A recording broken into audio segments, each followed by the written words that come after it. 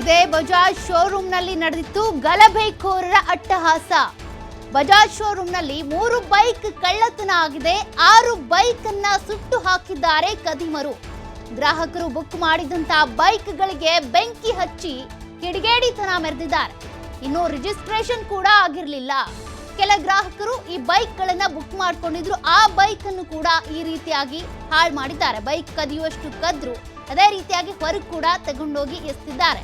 Night CCTV video, ಹಗಲಲ್ಲಿ ಧ್ವಂಸದ video. ಇದೇ ಬಜಾಜ್ ಶೋರೂಮ್ನಲ್ಲಿ ಗಲಭೆಕೋರರು ಮೆರೆದಿರುವಂತ ಅಟ್ಟಹಾಸದ ದೃಶ್ಯಗಳು ಸಿಕ್ಕಿದ್ದಾವೆ. 3 ಬೈಕ್ ಅನ್ನ ಕಳ್ಳತನ ಮಾಡಿದ್ದಾರೆ. 6 ಬೈಕ್ ಅನ್ನ ಸುಟ್ಟು ಹಾಕಿದ್ದಾರೆ. ಕೆಲವರು ಗ್ರಾಹಕರೇನಿದ್ದಾರೆ ಬುಕ್ ಮಾಡಿರ್ತಾರೆ ಬೈಕನ್ನು, ಇಂಥದ್ದು ದಿನ ತೆಗೆದುಕೊಂಡು ಹೋಗ್ತೀವಿ, ಬೈಕ್ ಬಿಡಿಸ್ಕೋತೀವಿ ಅಂತ. ಆದರೆ ಆ ಬೈಕ್ಗಳಿಗೂ ಕೂಡ ಈಗ ಹಾನಿ ಉಂಟಾಗಿದೆ. 6 ಬೈಕನ್ನು ಸುಟ್ಟು ಹಾಕಿದ್ದಾರೆ. 3 ಬೈಕನ್ನು ಕದ್ದೊಯ್ದಿದ್ದಾರೆ. ಬಜಾಜ್ ಶೋರೂಮ್ನಲ್ಲಿ ಈ ರೀತಿಯಾಗಿ ದುಷ್ಕೃತ್ಯವನ್ನ ಮೆರೆದಿದ್ದಾರೆ ಕಿಡಿಗೇಡಿಗಳು.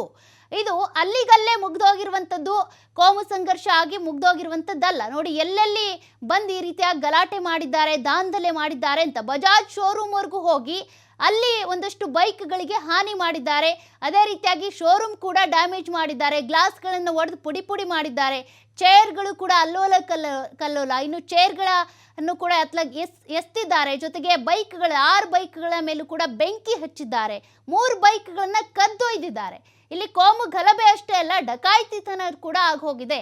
ಬಜಾಜ್ ಶೋರೂಮ್ನಲ್ಲಿ ಯಾರ್ಯಾರು ಯಾವ ರೀತಿಯಾಗಿ ಈ ರೀತಿ ಗಲಾಟೆ ಮಾಡಿದ್ರು, ದಾಂಧಲೆ ಮಾಡಿದ್ರು, ಅದಕ್ಕೆ ಸಂಬಂಧಪಟ್ಟಂತೆ ಕೂಡ ಕೆಲ ಸಿಸಿಟಿವಿ ದೃಶ್ಯಗಳೇ ಆ ಸಾಕ್ಷಿಯನ್ನ ಹೇಳ್ತಾ ಇದ್ದಾವೆ.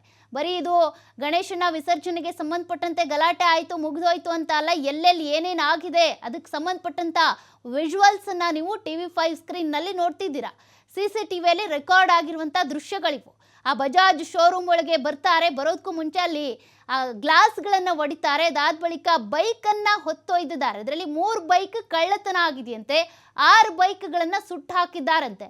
ಅದರಲ್ಲಿ ಗ್ರಾಹಕರು ಬುಕ್ ಮಾಡ್ಕೊಂಡಿಟ್ಟಂತಹ ಬೈಕ್ಗಳೇನಿದ್ದಾವೆ ಆ ಬೈಕ್ಗಳೇ ಹಾನಿಗೊಳಗಾಗಿದ್ದಾವೆ. ಅಡ್ವಾನ್ಸ್ ಕೊಟ್ಟಿರ್ತಾರೆ, ಇಂಥದ್ದು ದಿನ ನಾವು ತೆಗೆದುಕೊಂಡು ಹೋಗ್ತೀವಿ ಅಂತ ಹೇಳಿರ್ತಾರೆ. ಆದರೆ ಆ ಬೈಕ್ಗಳಿಗೂ ಹಾನಿಯಾಗಿದೆ.